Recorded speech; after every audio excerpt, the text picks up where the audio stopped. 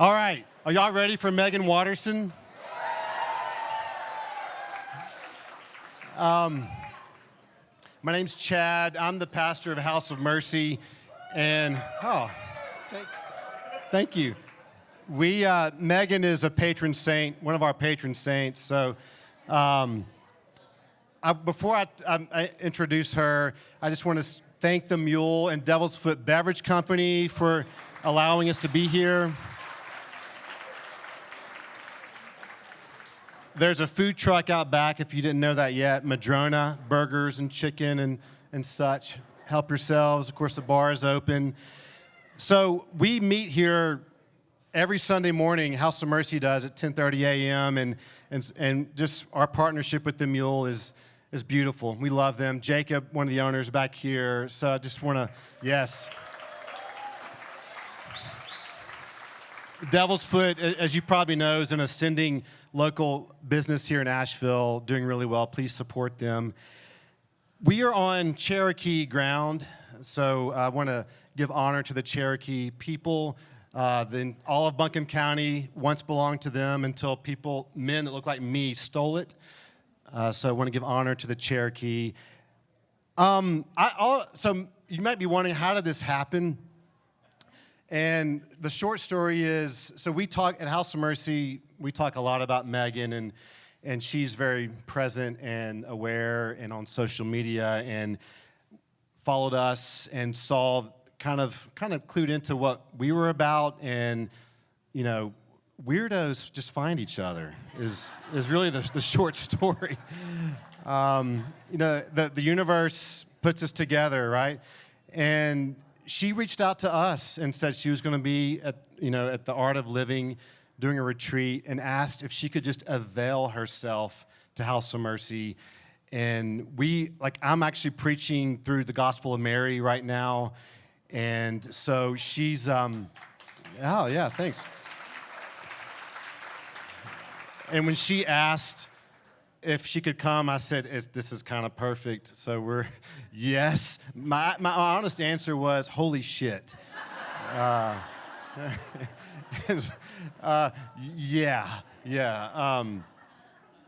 And so that's just kind of, she availed herself. She said she wanted this to be open to the public for free. And as I'm learning, that's just the kind of person she is. She's the real deal. And so you've got her bio here, and I won't read that to you. I just want to say, as I'm getting to know her through email until tonight, finally meeting her, she is the most refreshingly present person, I think, and this is just by email, that I've ever sort of somewhat been around, and it's true in real life as well. I think she's a very important person for our universe right now. And so we are so lucky to have Meggan Watterson. Welcome, Meggan Watterson, to the stage.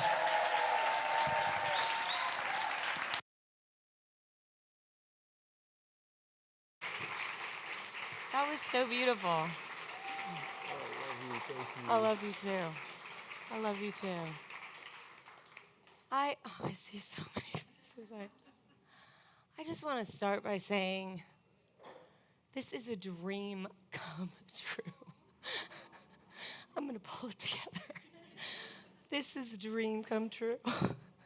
7 years ago when I was writing Mary Magdalene Revealed, and my whole life has been about trying to help the world see that the Gospel of Mary is as authentic as any of the Gospels that were codified in the New Testament.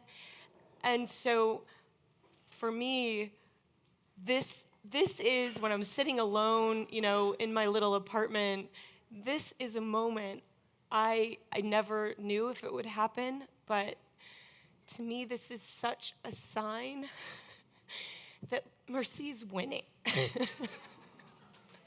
That mercy is winning. I never dreamed something like this would be possible because it's still such a fringe. I still have to argue so intensely for the legitimacy of the Gospel of Mary.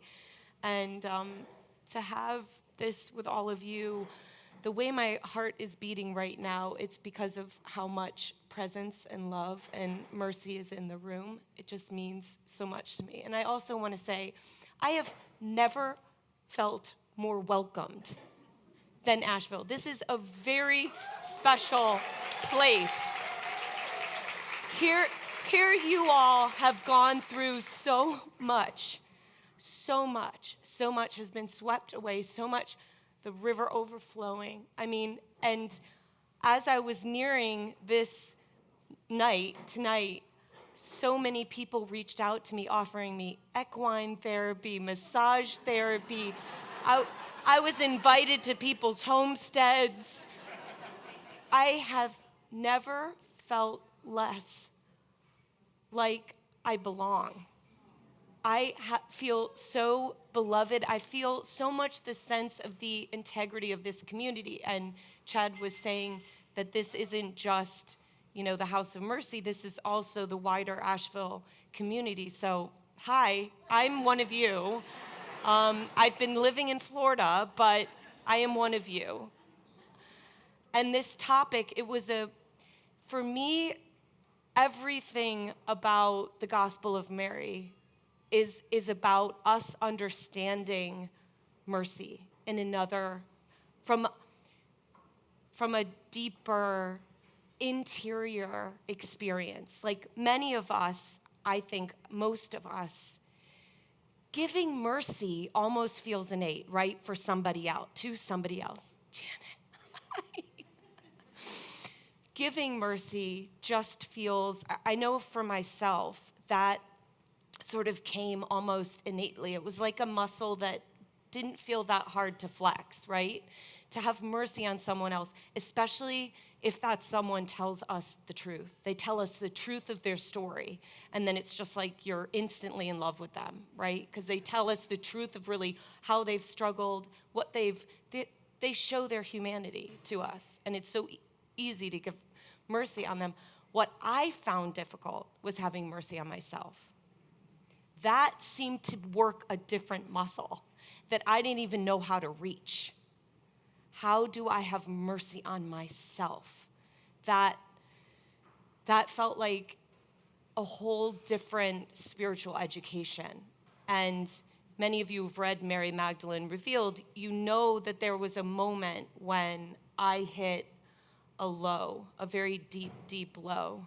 And what I heard in that moment when I was feeling so isolated, not just from other people, but also disconnected. You know how we can go through those spiritual kind of ebbs? Like literally we go through deserts, we go through dark nights of the soul where we don't necessarily, some of us probably have those moments of when love, Christ, mercy just flows through us and then we know again, right? Like we know, we remember.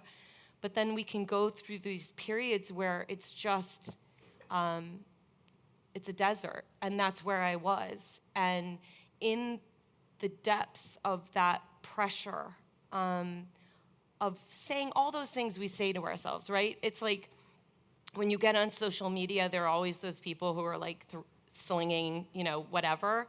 In that moment, I realized I was that to myself. Like I was doing that to myself.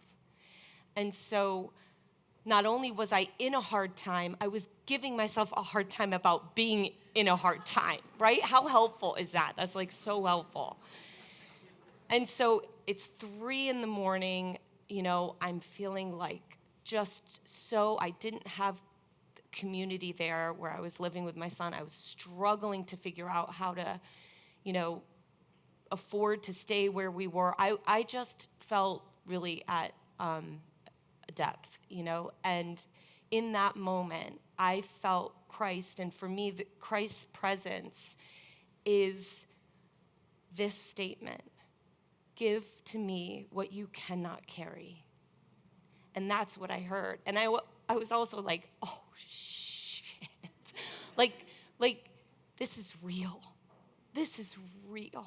This is real. Like, when you are at the end of everything and you feel like all those sources of love outside of you have betrayed you or abandoned you or somehow left you. I was in that moment, and what happened was love was there. Love, that we call it love, but we're still trying to embody the fullness of that word. And to me, the embodiment of love is mercy. And what that dialogue began for me was the understanding, because see, I thought it was separate. I give mercy to other people really well. I kind of sucked at it, giving it to myself. But I thought it just counted that I'm merciful to other people, right? That I'm really good at just showering other people with mercy. What I found in that moment is that there is no difference between you and I. There is no difference between giving mercy to others and having mercy on yourself. There is no difference. And that moment for me was the beginning of my greatest spirit. I'm humbled. I'm only beginning to learn. I'm only beginning to learn how to have how to have mercy on myself. But it's the beginning of that relationship, and it has transformed my life to be able to have mercy on myself. And then when I notice in others that they're struggling to have mercy with themselves, what I wish I could do is sort of body swap, like Freaky Friday, have a moment where I could just, because it is so viscerally painful for me to watch, because I can't do it for them.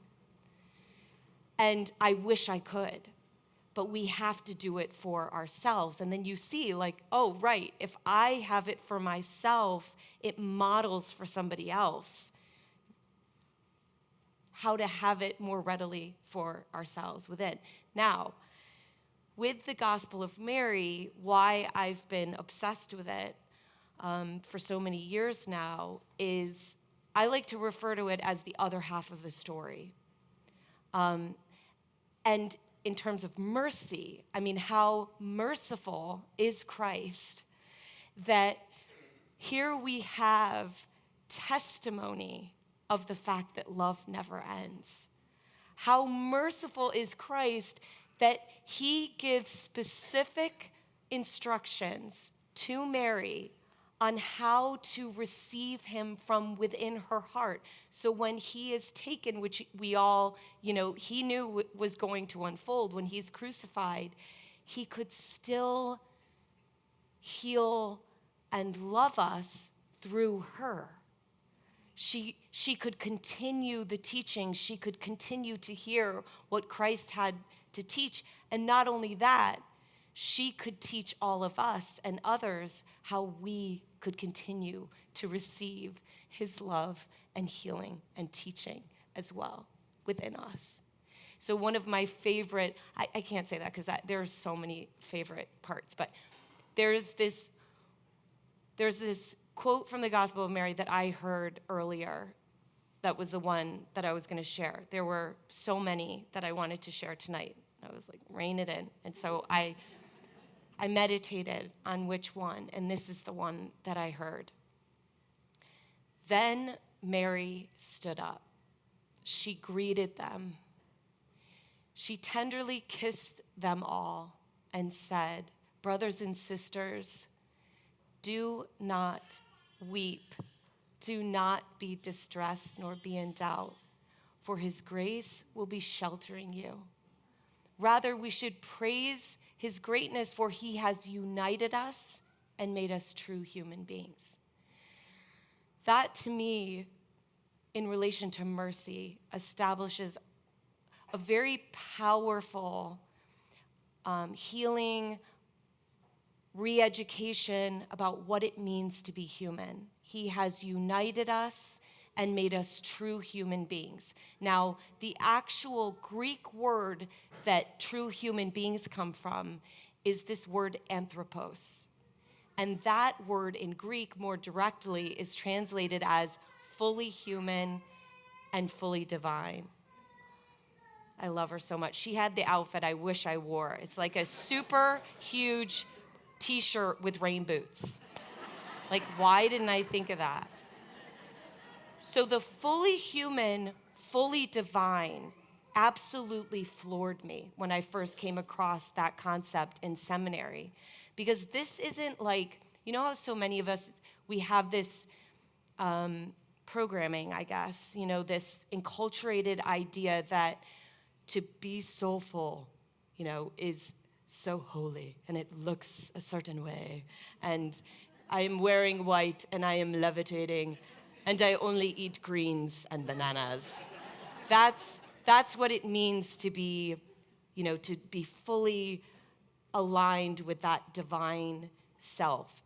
And then there is being human, right? Which I don't even need to go into because we all know that, right? Fully being human. But what I always thought was it's like 50-50. And whenever I felt like I was really aligned with that divinity, where I just felt like a fire hydrant has been like undone and I'm just, we all have those moments in our life, right? Where like love just feels like it's just raging out of our pores. We've all had those moments. And I thought that when I was more in this divine part, that I was somehow like accruing spiritual Bitcoin or something, It was like, oh my God, look at me. Like, look at what I can do and look at how merciful I'm being, or like, look at how, and then if I was really in my humanity, I was suffering. Many of you probably are familiar now with some of the powers that Christ teaches Mary exists within our reality of getting to be in a body, right? The body is the soul's chance to be here. The body is integral for us, right? This is important, and this is important to say and reestablish because the poor body, like the body has been scapegoated. It's like, we need a body. We need a body. And getting to be human is an opportunity. But so whenever I felt like I was being human, it was like, oh, God, here we go again. And I would feel this sense of shame, it's like shame, a little bit of guilt, like, oh, I'm being superhuman. And I felt like I was doing something wrong, or like, oh, I had failed this divine part. What anthropos means, and watch out for this math because it doesn't math, which I love because I hate math. It's not 50-50, it's 100%, 100%. So to be the true human being, we are also meant to be fully human. What? That's not wrong. That's not a mistake. That's not when we're doing, like bad on our meditation. This is the whole point. The whole point being here is to be fully human, to be a child of true humanity according to Christ. And then if we place this text within the first century, it gets even more radical. Because Mary, in the first century, was considered subhuman. She was a woman. She had as much rights as slaves. So Christ embedded one of the most phenomenal teachings we could ever have as a human race, to put these secret teachings within the being that was considered less than, the least among the other apostles. That's who he gave these secret teachings to. And for me, it's so phenomenal because it's like they all had this opportunity to see what it means to be the full human being, right? The true human being. If they could see her as worthy as them. So there's this embedded chance to fully reclaim that it isn't about whether we are any sex or gender or intersex or male or female, or it doesn't matter what the body's form is. Every single body is holy and sacred.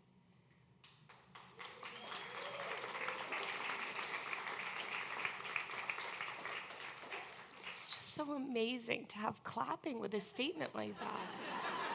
Do you know how rare this is? Do you know how rare this is? It's so exceptional. That's so incredible. So that statement that Mary is calling all the brothers and sisters back to, right, is this moment of her standing up. To me, when she says, he has united us and made us true human beings, the uniting is uniting our divinity with our humanity, is understanding that when we are in one of those powers of what it means to be human and that we are supposed to experience, we have the opportunity then to remember we are also a soul of love that can love through us, that can allow that love that we are also to reach where love has never been before. And so that's the purpose. Like anyone struggling with finding their purpose, like here it is right now. Be fully human, which means be fully aware of the fact that there is something that we cannot ever put words to, but that is in the heart. Christ in the Gospel of Mary refers to it as the treasure. There is something within each of us, a treasure, where we can see with the eye of the heart in order to receive a love that is more than us. So this is where we can begin to see the level of mercy Christ has in these teachings, is that here is the roadmap, here is the example of someone who embodied these teachings, right? Because she wasn't at the empty tomb, like right time, right place situation, right? She was there because she was the one that Christ prepared to be able to see him. Because she had clarified her heart and she had fully understood what it meant to be the true human being, right? Fully human, fully divine, both. So she could perceive him. So it was as much about him rising. I mean, it's like he said, her name was the first name that he said. Like, can't we take that in? Like, that's a big deal. That's a really big deal that he appeared to her. And I love that she first thinks he's the gardener. I think that's so cute. And it wasn't until he said her name in his voice that she recognized that it was Christ and not the gardener. But I think that moment for me also, because I love to weave metaphor and symbolism and just expand the idea of what we're reading. And I think also in that moment, it's suggesting to us, right? Like we have 1 Corinthians, we know love never ends. Paul's like telling us in some of the most beautiful scripture that we can encounter that love never dies and love never ends. The Gospel of Mary shows us how and why. Because this body, this beloved body that I get to have for as long as I get to be here, will not survive, right? The matter will return to matter, but the soul within me will carry on. And what we learn in the Gospel of Mary is that Christ was appearing to her from within her. So she was already aware of the fact that there is, I like to refer to it as like an aperture, you know? Or it's like, remember those, I can't find them anywhere, but like those old school magic 8 balls, do you remember those? that's somewhat what it's like and can feel like, is that within us, there's this magic 8-ball. And when we go inward and really meet with it and ask a question, an answer sort of floats up from that. Remember that like murky, weird, dark water? And then the answer is like up against. That's what it feels like to me. And you never know, like which side that thing, it feels beyond your egoic contriving. And that's what's so powerful about it. And you'll go in with this question and you think certain you know what that answer is going to be, right? But then the answer comes from a place that's beyond our comprehension. And it's an answer that comes from love. So for me, this moment of Mary standing up is this moment of her embodying the teachings that we have this window to a love that is beyond comprehension, and also a window to whatever was before and whatever comes next. And for many of us, we have experienced that. Many of us who have had loved ones passed. But what can happen is that we doubt ourselves. And I'm very, very protective of all of us who do feel or sense or hear a loved one who has passed, and then somebody else makes us doubt or question it or calls us crazy or, whatever it is, the usual suspects. In the Gospel of Mary, we're shown that, again, this is simply a part of what it means to be human. This isn't weird or wonky or woo-woo. This is a part of what it means to be human, is to be able to, if we have the courage, right? Because that word courage, the root of it is core, which means heart. So many of us think it's like Mel Gibson in Braveheart, right? Like, with like pain out of courage, like it looks like that. What I've always been obsessed and concerned with is the courage it takes to actually go within and listen to the heart. Because that takes some real hairy-chested, or heavy ovary energy to get in there and face what we've put away in Tupperware, what we've tried to not know about ourselves. How many of us do that, right? For years, I just don't want to know this about myself, right? When you go inward into your heart, you're gonna know. And what's really hard about knowing is then you often feel the sense of having to do something about it, right? Having to own it. So that word courage is really important to me, because I think, especially where we are right now in the world, the direction for so much of most of our lives is pointed outward, right? And our validation and our sense of success, or our sense of I've made it in the world, it all has to do with these external barometers or these external people, And ultimately, I would argue, what we're all seeking is that love that meets us when no one and nothing else can, in the depths of the heart, when we feel lost and broken, and we hear a presence with a love that is beyond explanation say, "Give to me what you cannot carry."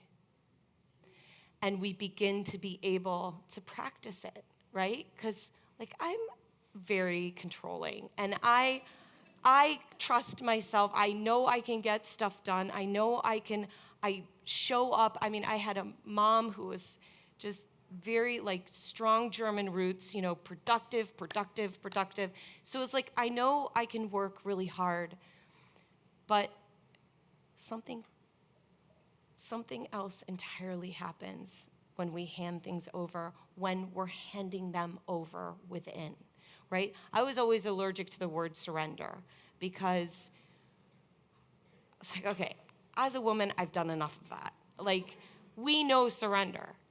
We know most of what it means, like, the normal day a monk would have of like focusing on love, service to others, self-sacrifice, and starve a little bit. That's Tuesday, right? For most women, but it's like, so what does it mean for us to be what does that mean to be spiritual? If we are already, it's already demanded of us to surrender over, our time, our bodies, our minds. And so I was very allergic to surrender until that moment, because that presence of Christ, it's like I finally understood what that word meant, or at least what it meant for me. I was surrendering inward to a power that's beyond what I'll ever be able to understand and fully know. It's surrendering inward to that love and then allowing that love to guide me, rather than my little, ego trying to keep control of things, surrendering inward. So what I want us to do is, together as a community, this is such a beloved community. I don't know how you all don't do this every single time you get a chance. Can you feel the energy in this room? It is such a beloved community. And what it makes me think of is the earliest communities that were meeting in the wake of Christ. They would have been a ragtag bunch. They would have been those with the least amount of political power in the world, and yet they had something that was so threatening to the Roman Empire that they were persecuted, because they each knew that they possessed that limitless amount of love within them, that treasure. They knew it because they encountered it, they experienced it from the presence of Christ. And that power was greater than any external form of power, and that's why they were persecuted. So they met in unexpected places.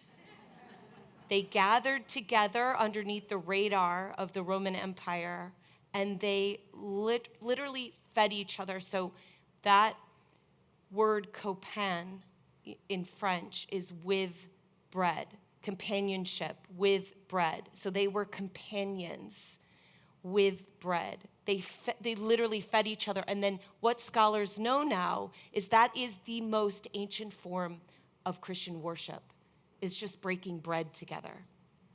I'm gluten-free, so I can't break bread, but the symbolism of it is nourishment. I found out recently, manna's gluten-free. So manna from heaven. The idea is that we are nourishing each other in a world. You think about the first century and the Roman Empire, everything's crumbling, and we've got, there's like an emperor who has ultimate control and power, and so you've got these little bands meeting together, and they were so radical because they were saying, I refuse to see you as different than me.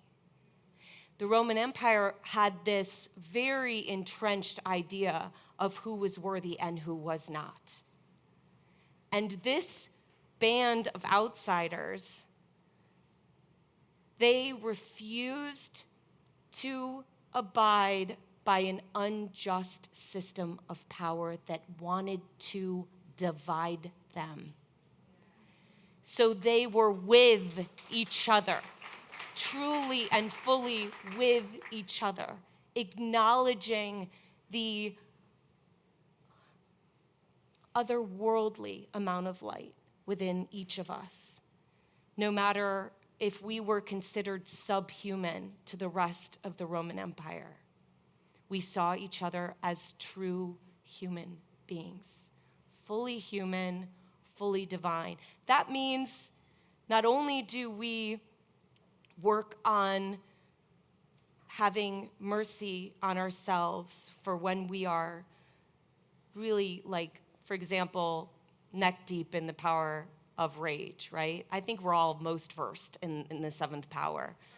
Having mercy on ourselves for that, and instead of lingering there because we're kind of spiritually spanking ourselves for being there, we instead feel this love for ourselves, but it doesn't come from here. It comes from an overflowing right here. And this is what I want to practice together, because this is such a rare and unbelievable opportunity. What I found is that praying by myself, it's kind of like, has anyone ever gone down a fire pole, like in a firehouse? Yeah, I thought it was gonna be great, but it was like, it was horrible. I made the worst sound ever. But so when I meditate by myself, it can often feel like that, you know, like I'm trying to get down deep into my heart, but it's like so hard. And whereas when I'm with a group, it's like slip and slide, right? Because this is the power of being together. And we're not just together, we're unified. We're together in our memory, our understanding of the depth of love that Christ is. And we understand that, like, do any of you, because I don't want to upset anyone, but does anyone believe in the literal, like, second coming? Because I don't want to, like, hurt, shock, or surprise anyone with the second coming. Like this idea that Christ is going to rise in bodily form, like his actual like man body, and be here again. Because I don't want to upset anyone, but we have this beloved man in Florida, repent man, and he's on the corner, you know, with his bullhorn, and he's saying, Jesus is coming, you know. And I always roll down my window and like blow him a kiss, and like I love him, and he's convinced, you know, that.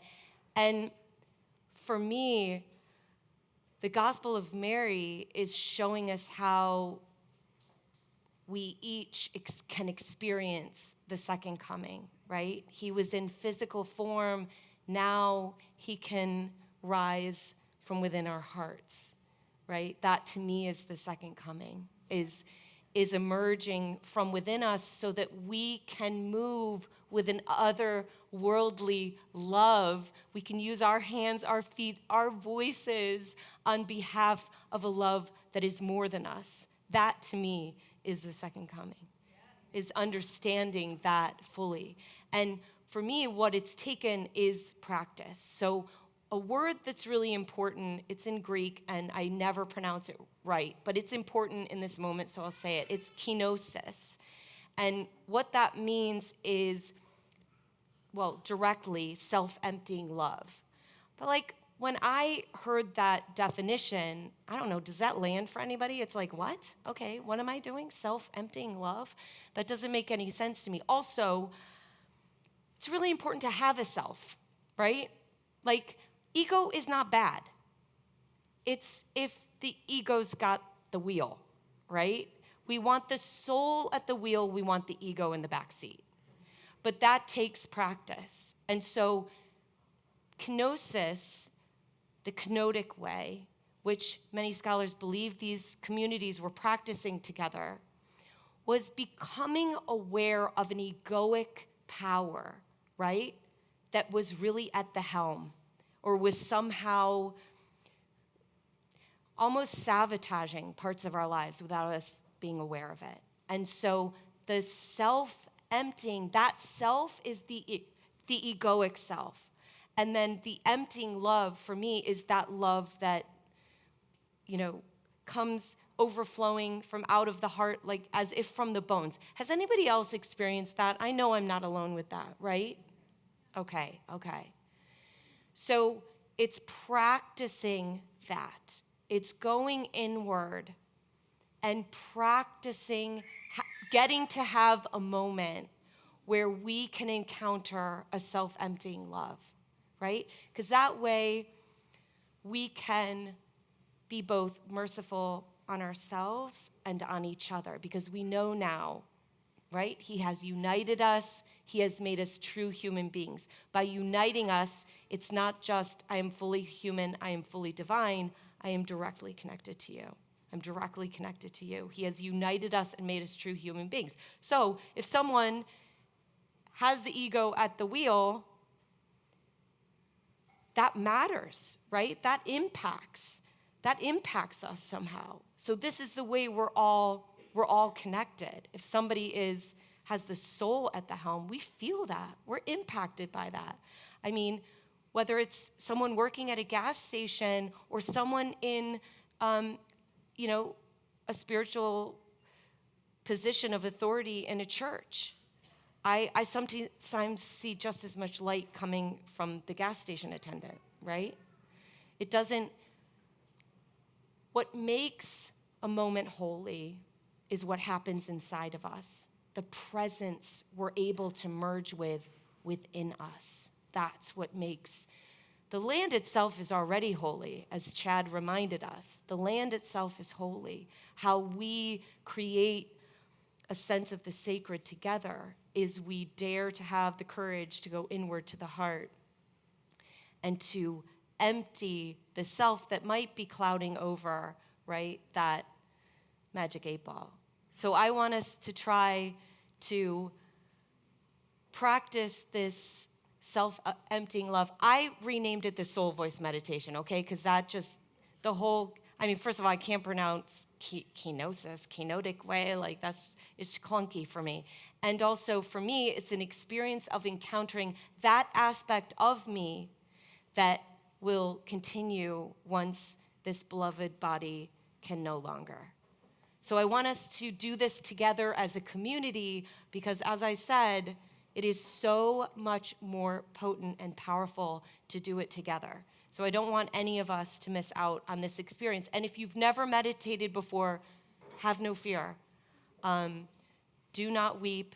Do not be distressed, nor be in doubt. I will lead you through the meditation, and it could not be more simple. And that's how it's also transformational, because it is so simple.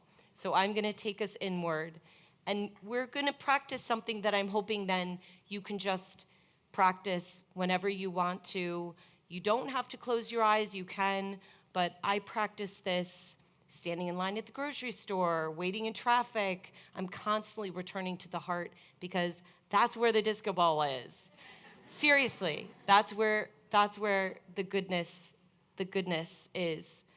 So let's just take a moment and be grateful for the fact that we all get to be here. And whatever our relationship is to our physical form, let's give gratitude for the fact that the body is the soul's chance to be here. So just to give that acknowledgement. And then I love to sit in a golden egg. The egg is Mary Magdalene. It's everything comes from within. It's rebirth, resurrection. It's that the farther up is actually further in. It's the only way out is through. It's the reminder that the divine feminine isn't about just the female form speaking on behalf of the divine. It is that, and also it is the feminine aspect of every single one of us, no matter our sex or gender. It's the possibility that we have of being able to go inward. So the masculine is this external speaking, this external seeing in the world. The feminine is going inward and seeing with the eye of the heart, becoming conscious and aware of all the unseen connections that exist between us all the time, everywhere we go. So I sit in the egg, which is also, in terms of sacred geometry, it's the Vesica Pisces. So it's the shape, the almond shape, the egg shape of two whole circles overlapping. And that's where we're going to imagine standing together, standing up together. Within ourselves is that consciousness of fully human, fully divine. So for those of you who are very visual, I know many of you are powerful meditators. Allow your imagination, your consciousness to see this golden light. You know how in Renaissance paintings they have that halo like above the head? Go for a full body halo. Like imagine the halo extending from the crown of your head all the way down to the soles of your feet. The reason for this is just for that sense of being held, right? Because it takes courage to go within. So we have this light holding us. I want you to either close your eyes or to allow your gaze to meet a fixed point, just so you can really disengage with the beautiful, beautiful external world all around us. We're going within.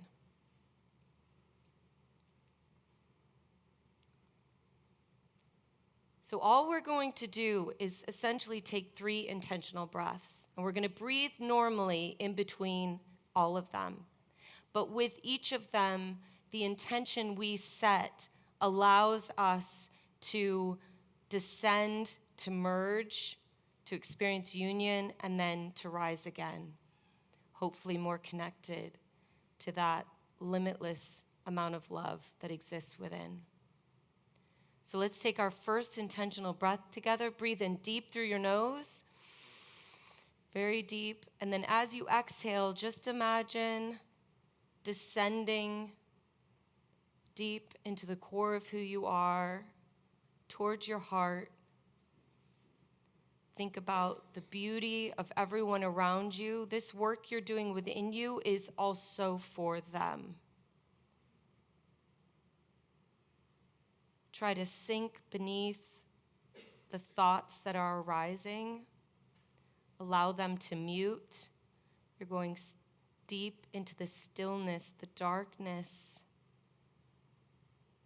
like in the sea, where in the depths, it's still, even amidst the greatest storms, there is quiet and stillness. Sink deep, deep into your heart. This is the true ascension.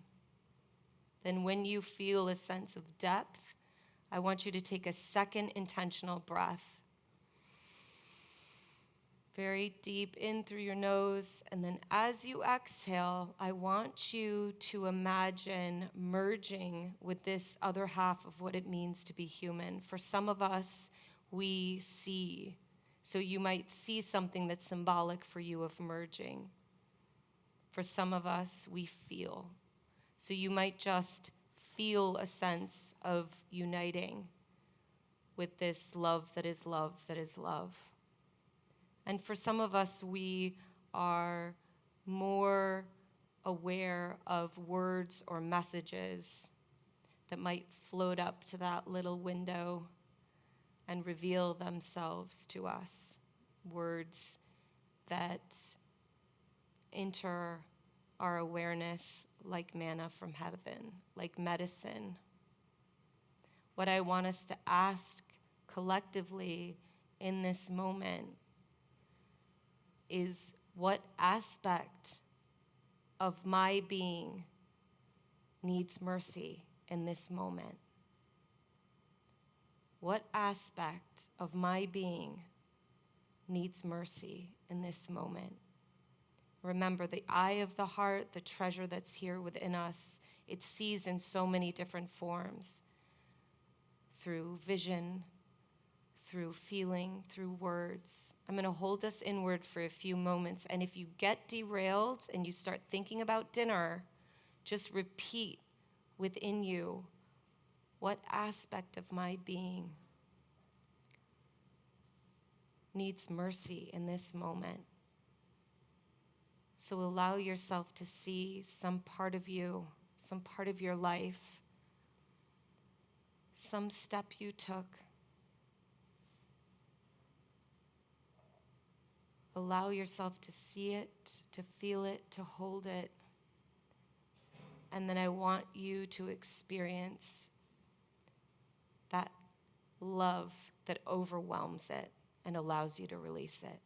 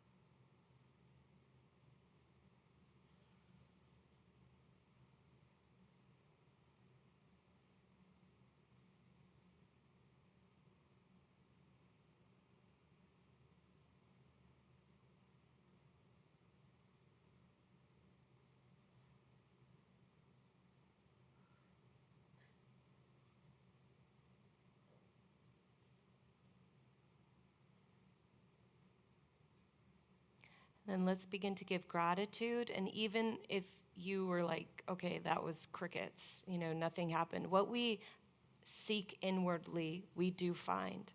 It just might not arrive in linear time. It might arrive in kairos, soul time. So keep your ears open for it. And when I say that, I say it in the way that Christ said it, with those who have the ears, let them hear. He's not talking about these. He's talking about this.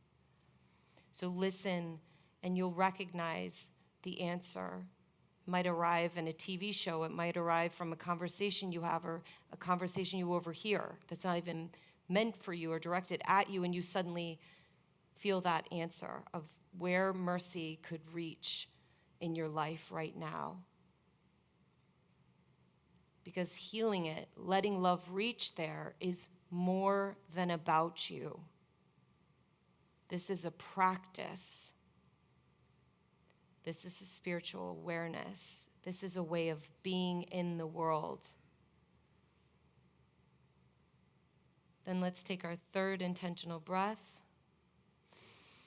Breathe in deeply, and just when you're able to, just open your eyes, and hopefully now you're seeing out more with the eyes of the soul. Beautiful. I have no idea what time it is. Where are we? Oh, 8 o'clock. 8 o'clock, it's the infinity. That's perfect. So Q&A, do we roll right into Q&A? Or Chad, were you going to? Okay.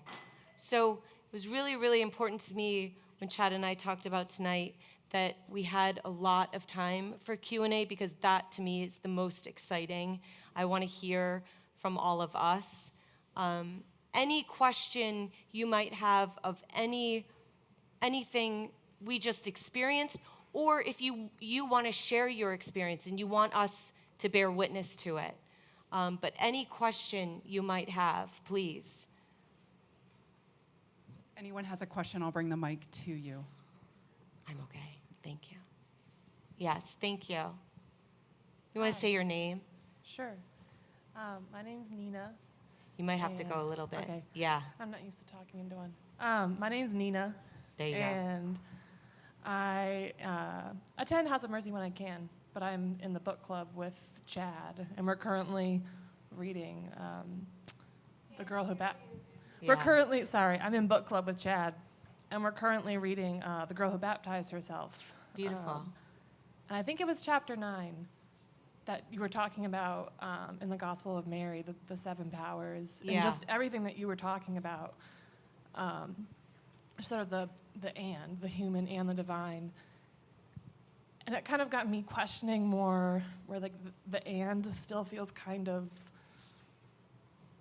like there's this separateness. Yeah. Like human and divine. Right. And just how it, kind of thinking more deeply about it, you Yeah. know, what if you remove the and? And, you know, the human is divine. Right. And I guess for me, that has made me think about suffering and how, like you were saying, like you know, you find the treasure sort of in the dark places. Right. You know, and so it got me thinking about what Jesus means, like that where you find that treasure is not just in this space that can't be named, but the part of you that's fully integrated. Yeah. And I guess that my question is, I guess how you feel about that. That, you know, do you think that treasure is found in, and not just where the love is, but the love is found in the most unexpected places, the places where you feel like you are about to give up. Yeah. You just articulated that gorgeously. I mean, I don't really feel like I have much to add other than we bring the treasure with us wherever we go because it's within the heart. So, you know, and then we bring the treasure with us wherever we go inwardly as well, right? So the point of the both and is to fully understand that how would the divine have a voice piece of love without us, right?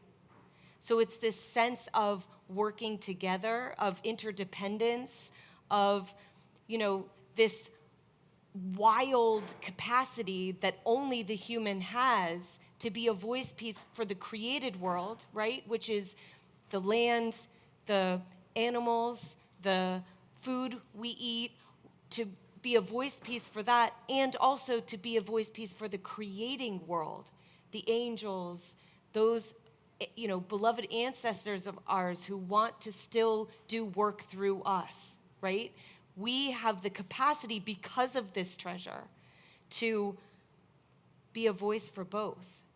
So that's what's unique about that and, both and. Does that, am I? No, yeah. I feel like you said it better though. Yeah. But I agree. I feel like it is both and. Yeah. In that, exactly. Thank you. No, I think you more fully articulated how I was feeling. No, I like So, yours. Thank you. Yeah. Another question? Anyone? Hi. Hi, my name is also Meggan. Oh, okay. Do you have 2 G's? No, just one. I'm like the ugly duckling. I'm going around trying to find double G. It would be so fun to meet a double G. I'm Meagen, though. Okay. So That's- you know, yeah. we're unique in our own No ways. barrettes for you. No yeah, barrettes, never no. a barrette for No. me. Yeah. No, never. There's this scene in the Gospel of Mary that has stuck with me, and I've ruminated on this a lot for the years, and I'm just curious to know your thoughts. So there's this, she's explaining, she sees Jesus in this vision, and she says, she's talking about the psyche, the nous, and the pneuma. Right. Right? Yeah. And know. what I find interesting is she is experiencing these like almost out-of-body, otherworldly, connecting in with the divine in these ways that are so powerful. And the disciples are like, we have to forgive everybody, right? So she's like light years ahead. And so I love how you articulated what you said about he gave her that key and that knowledge. But I'm curious to know, I get a little stuck. So I get the psyche as kind of the body and the pneuma is like spirit. But Right. what do you think of as the nous, like that interconnected piece? That is whoa, we're getting like hope you're I didn't- turning yeah. on my theological geek side. I I'm hope so excited. I'm so glad you're turned on right No, now. I was obsessed by that word. That was my focus all through seminary, was just that word. So, nous, N-O-U-S, and it's translated in most translations of the Gospel of Mary as mind, which is horrible translation, because for us, we think of this, right? And thoughts. that word nous is so phenomenal from the Greek itself. That translated is the spiritual eye of the heart. Now, what's so fascinating about that word is it shows up in the 6th century with these crazy, amazing mystics called hesychists. I so wanted to be one of them. They were so cool. They focused all of, their whole meditation was just focusing all of their consciousness into the heart. And so some quotes from hesychists were, enter your inner treasure house and you will find the treasure house of heaven. Okay, so they're using that word treasure, and they're talking about the nous as this spiritual eye of the heart. To me, it's like they definitely had a copy, they had a banned copy of the Gospel of Mary. There's no way. Like the Gospel of Mary had been ordered to be destroyed by the end of the 4th century, and it was ordered to no longer be copied, right? The monks were the publishing houses back then. So we knew at that point, the Gospel of Mary was heretical, which means of doubtful authenticity. It's just as authentic as any other gospel. So that word, it's very fascinating, them bringing up that word. And even Thomas Merton, for those of you who love Thomas Merton, the Trappist monk, I adore him. He called the nous a diamond, blazing with the invisible light of heaven. Now, what's so unique about the nous is that we can actually only encounter it when we're human. It's a part of what it means to be embodied. So you're speaking of the quote from chapter 7 in the Gospel of Mary, where she's like, Lord, I saw you today in a vision. And he's like, how wonderful you are for not wavering at seeing me. Right? Which makes me think, okay, maybe a lot of people wavered, right? But Mary didn't. Mary, how wonderful you are for not wavering at seeing me. Or some translations are, blessed are you for not wavering at seeing me. For where the mind is, there is the treasure. That word mind, that's nous, spiritual eye of the heart. Then she's not afraid to roll down the window and ask detailed directions. She's like, so now, Lord, when a person sees a vision, are they seeing it with the soul or the spirit? And he says, a person does not see with the soul or the spirit, rather the nous, the spiritual eye of the heart, which exists between these two. So the nous, this is what I mean by like the magic 8-ball, right? Like, does that help? Like the window to, the nous is that aspect that is uniquely a part of this being fully human, being fully divine. It's a part of our embodiment. We won't need it when we're only right? When we're just a soul. We won't need it. But that is the soul's pilot. That's the highest aspect of the soul, and that's what we can encounter here while we're human. We don't have to die in order to encounter it. And for me, it's why I love to repeat, further in is farther up. Because so many scholars are like, oh, this is an ascension narrative for like when we die and the soul wants to rise.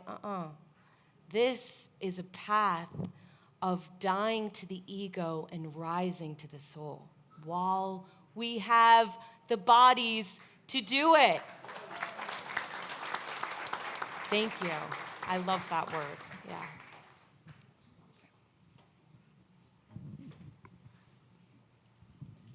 Hi, my name is Shannon. Hi.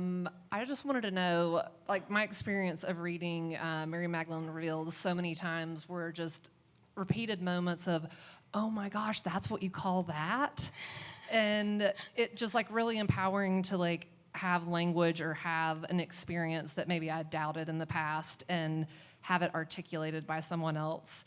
And I'm just curious, when you first started studying Mary Magdalene, and did you have any similar moments, and maybe what were some times where you're like, oh, that's the language for that experience that I've had as a human or a soul or nous or all the things? Yeah, the original definition of salvation means to be made more alive. That to me was a mic drop. I mean, the original definition of salvation, so when we're talking about, there's two strange words in theology. There's soteriology and there's sophiology. And the original definition of salvation is coming from sophiology. It's the wisdom we can meet within us. Sophia, wisdom. Soteriology is when there's this idea that salvation can only come outside of us, that it has to be bestowed to us, and that we have to earn and accrue and prove it according to somebody else's standards. Then we are saved, right? Whereas this definition is the more and more I die to the ego and rise to the soul, the more I am participating in this capacity for us to be saved and to save ourselves. Thank you for that. Anyone? Hi, Janet. I love you, I love you, I love you. I love you too so much. So I, back in the day, like 2014 or 15, when I first read Reveal, that line about worthiness really landed, and it really awakened something powerful in me.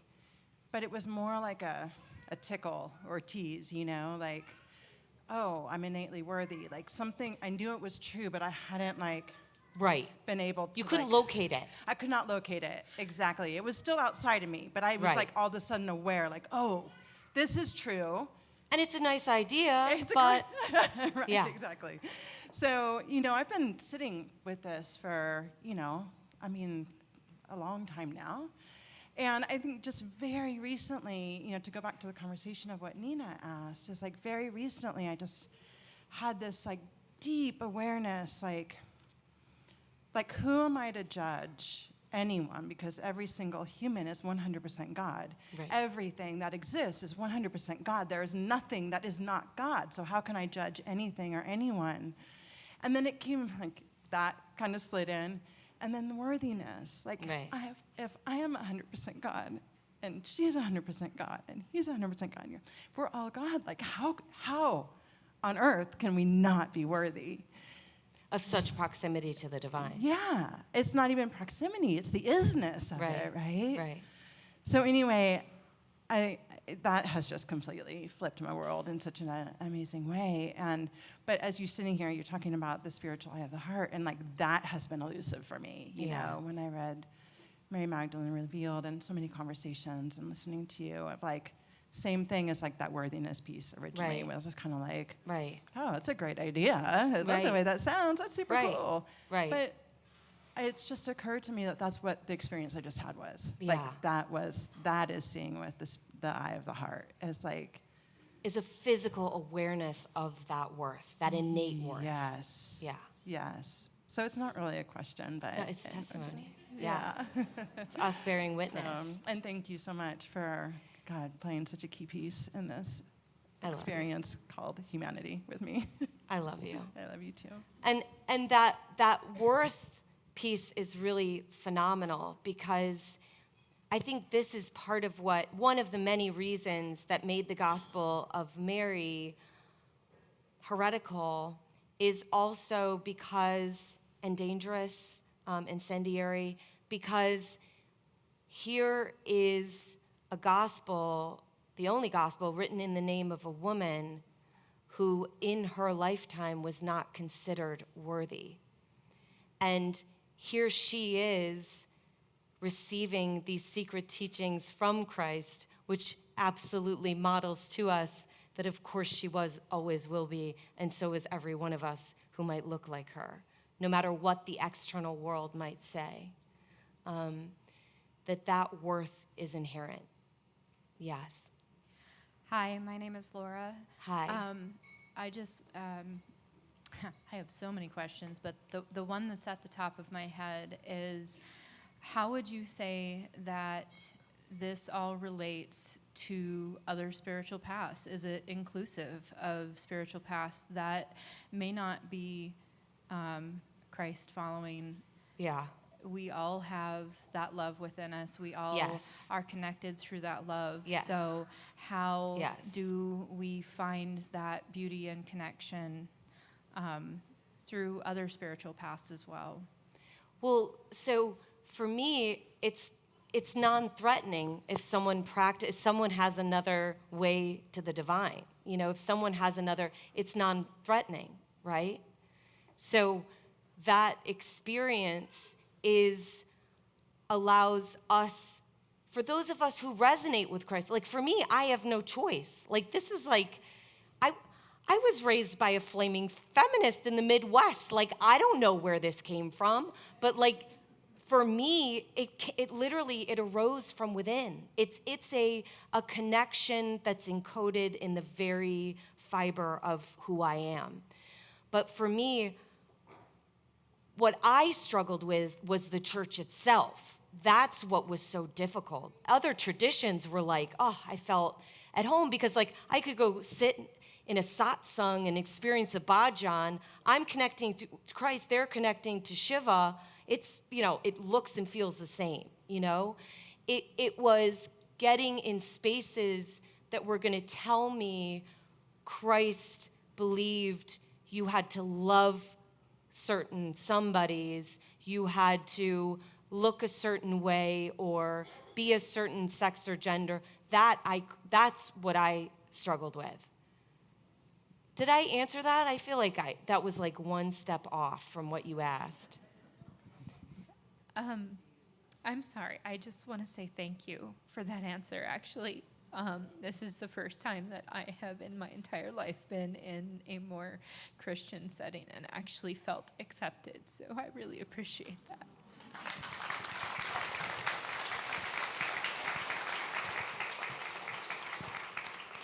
Do we have time for another question? Okay, beautiful. Yes. Hi, Meggan. My name's TJ. Welcome to Asheville. I think you'd fit in really well here.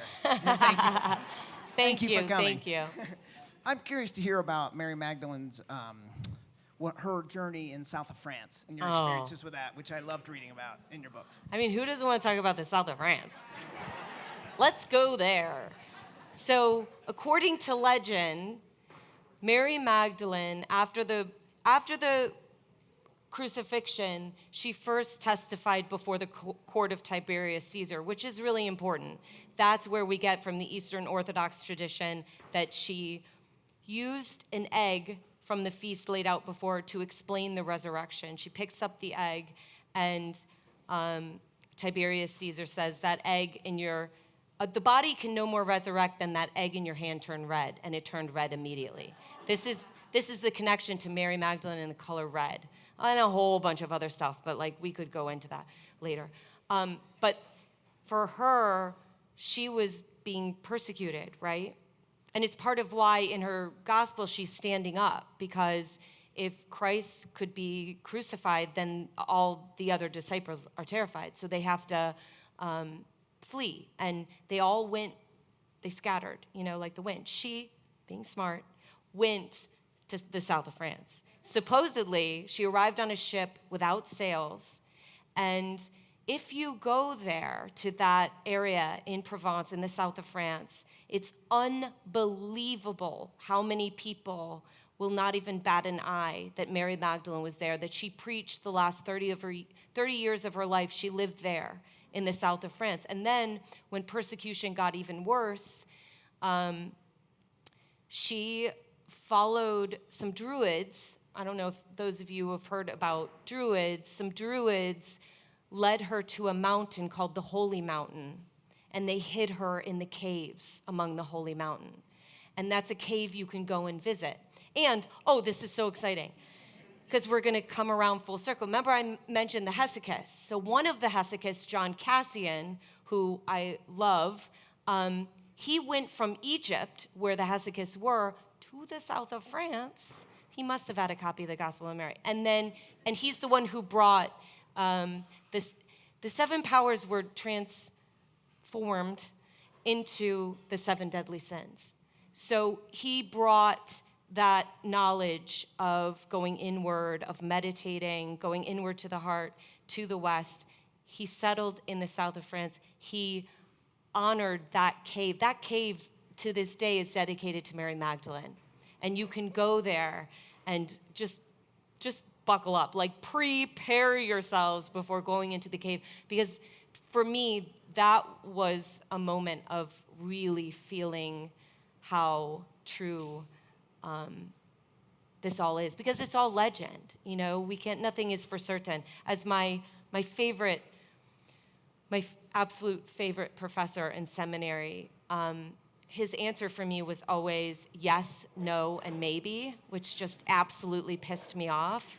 Because I wanted to say, so this line from the gospel, this proves that, Christ is the one that I think I know, not this Jesus sometimes I encounter and I'm scared of. And, I was like, this is proof, right? This is proof that he is a love that never ends. And then Professor Tausig would say yes, and no, and maybe, right? We're talking about fragments. We're talking about the first century. We're talking about hundreds of years of redaction criticism. We're talking about, it's legends. And that's also why I love the word gnosis. Many people want to delegitimate the Gospel of Mary by calling it a Gnostic gospel. Okay, I'm giving you all what to say back. So the Gnostic Gospels were found at Nag Hammadi. They were given that term because they all focused on the power we have to go inward and know the divine directly within. That word gnosis means knowledge gained from direct experience. So it's not something that we're learning from someone else, right? We don't need a degree in this. This is knowing from direct experience. So these Gospels were very concerned that we know love, right? Nobody has to tell us what it is or teach us about it, because then somebody can also mislead us about what love is. We need to know it directly from within. The Gospel of Mary was not found at Nag Hammadi among the Gnostic Gospels. And that term itself is misleading, because many of those scriptures are from those communities, us, right, in another lifetime, that were gathering together. They were the earliest form of Christianity before Constantine made it the empire's religion. So that idea that there were a bunch of Gnostics, coming together, they were the earliest form of Christians. They were following what it meant, or what they felt like it meant, to be Christ. I started sweating, sorry. I got into that one. Thank you so much. You're I'm very TMI. Yeah, what time, is it 8:30? Yeah. Okay. Did you want to? Okay, one more. All right, wonderful. Hi. Hi, I'm Gabrielle. Hi. Hi. Could you speak more to mercy? Yeah. How it shows up in human form? On a practical, logistical level, as well as the more esoteric? Yeah. So why I wanted us to do that particular meditation is because it's the inward experience of mercy. And for me, the way I opened with that story, that was one of the most practical moments. I felt like I had experienced being merciful to other people, even people that really pissed me off. And I had a hard time even finding similarities between us. I felt like I could find mercy for them, or then they shared some story about a loss, right? Like a death in their life, or something human about them, and then I would just shower them with mercy. What I struggled with, which I wonder, you could experience more of, is this sense of mercy on yourself. Because for me, in that moment, I don't know if I had ever really fully given mercy to myself. Mercy to me is the whole point. This is our true work in the world, is mercy. That word mercy comes from the old Etruscan root merc. Merc means exchange. So what's going on is, in that moment, the presence of Christ was give to me what you cannot carry, right? What I was carrying was this shame that I had not done enough in the world, this guilt that I had all this like ocean amount of love in my heart, but I felt like I had just this little coffee stir, you know, with which to express it. And I had done such a shit job of it, I felt like. I felt like such a failure. And when I felt that presence, to me, Christ is mercy. The exchange was, you give to me all those stories that are keeping you from actually feeling the presence of love within you. You give to me what you cannot carry, right? And I did, and the exchange was, I handed all that over, and I was flooded with the love that I can still feel right now in this moment. Does that make sense? Yeah. It does, and it still feels like mercy. It has a transmission. Is it love? Is it compassion? Yes. Forgiveness? It's yes, all of those yes, things. Yes. And shows up in actions that we take towards ourselves as well as towards others. Yes. Yes. I mean, I feel like it's a profound word that carries it it. is. And It's at the most, same we're time, I'm only, like, here's mercy. I've talked about the toe, right? the toenail, baby. Yeah, the toenail. Like, it's giving is true receiving. Giving is true receiving, and that's every expression of it. So for me, internally, in that moment, it was giving over. Giving is the true receiving. I gave that over. That was scary. That was terrifying, right? Because I was holding on to all those ideas. Do you know how comfortable it is to hate ourselves? Oh my God. That's like our set point. That's our default. Giving that over was terrifying. That was courageous. I gave that over, and then I received all that love. But it also applies to giving is the true receiving, showing up in somebody's life and giving without wanting anything back. You know, just giving because we know that love within us is inexhaustible. It's the only inexhaustible resource on this earth. And so we give and we give and we give just ridiculous, unheard of, irrational amounts of love because its source is not right here within me. It's more than me. It's coming through me. So, and then every expression of it, also giving actual things, and the true receiving is somehow that exchange. I don't know how it works. Like, I don't know how it works, but it does. You give somebody something, and then like years later, something shows up, and you're like, oh my God. You receive in a way you the rational mind can't even understand. I want you to know it in your body. And I feel like that's what Christ, that's what Mary, that's what we experience, that mercy. So it's not an idea, it's not a concept, it's not something we're holding ourselves, over ourselves like as an ideal. It's an energy, it's a presence, it's being love in the world. Did I Thank get you. there? Okay. That was beautiful. Thank you. Is she okay? Yeah. Okay. Okay.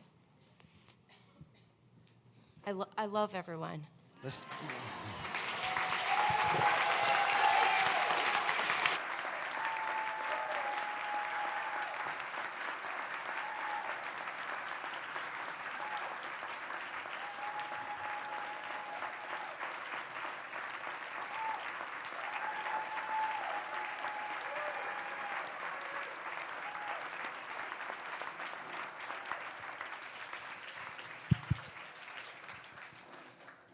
She's being raptured, and we're all going to be left behind, just so you know, like right now. So much gratitude for Meggan. Y'all know we call people that move from New York to Florida half back to Asheville. We call them halfbacks. I think maybe, I'm no prophet, but would love for, she fits right in. So there's going to be a meet and greet and a book signing if you have your books that Meggan wrote. She will be back there in the back by the cans that are being recycled back there. There's a table back there that Angela, just follow her. Before we do that, as she's using the restroom and hopefully getting a sip of water or something, she encouraged me to mention something to you all, which what y'all were just talking about, Gabrielle's perfect for this. So at House of Mercy, yeah, mercy's not, it's not transactional.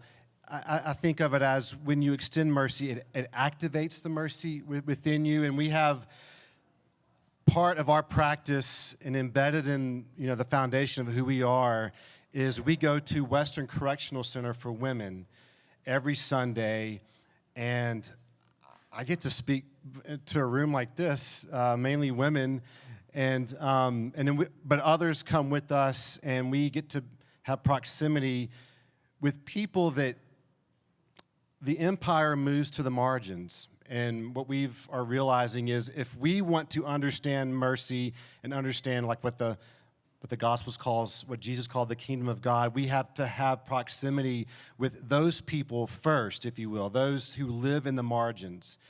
And as we have proximity with our neighbors and siblings, it activates the mercy within us too, and it's very much a mutual thing that happens. I think if you want to experience transformation, I think that's got to be a part of it. There has to be proximity with people that the empire moves to the margins, because that's actually where it is first realized, I think. That's what Christ models for us. So, and by the way, we at House of Mercy, we're all for women in leadership. I just happen to not be one. So we have this thing, though, called Mercy Bridge at House of Mercy, where we go to the prison, we offer this bridge, then in reentry, hopefully back to health again and healing, because the empire is very much opposed to people coming out of incarceration. They want them back in, right? And so we are very involved with the reentry space as well, and we give folks, rides to their parole officer, and we give them, because oftentimes they come out of Western Correctional Center with just the clothes on their back. We give them phones, clothes, resources, all these things, because they don't have boots to pull themselves up with that our supposed meritocracy says everybody has, right? And so this is something we do at House of Mercy that you can actually contribute to if you want. And there's a QR code on the program, and you can find out ways to give that way. It'll take you to our website. There's a little offering box there in the back. You can drop something in. You can write a check to our P.O. box. But everything, you can earmark it to Mercy Bridge. Everything will go to this otherworldly power called mercy that's embodied in that way. And I want to thank Jane Derrick, this lady right here. She started that in our church. She's really our main leader, so she started that. Also want to thank Miranda Michaels. Where's Miranda? She's the manager at the Mule. I meant to thank her earlier. She had to leave. Okay, dang. Come back to the Mule and thank Miranda. She's a beautiful soul. I think that's all I want to say about Mercy Bridge. So, Angela, where are you? Okay, all right, so Meggan is in the back. Now you're free to get up and move about the cabin and take your books and go see Meggan. We're so glad you're here. Yes, God bless you all.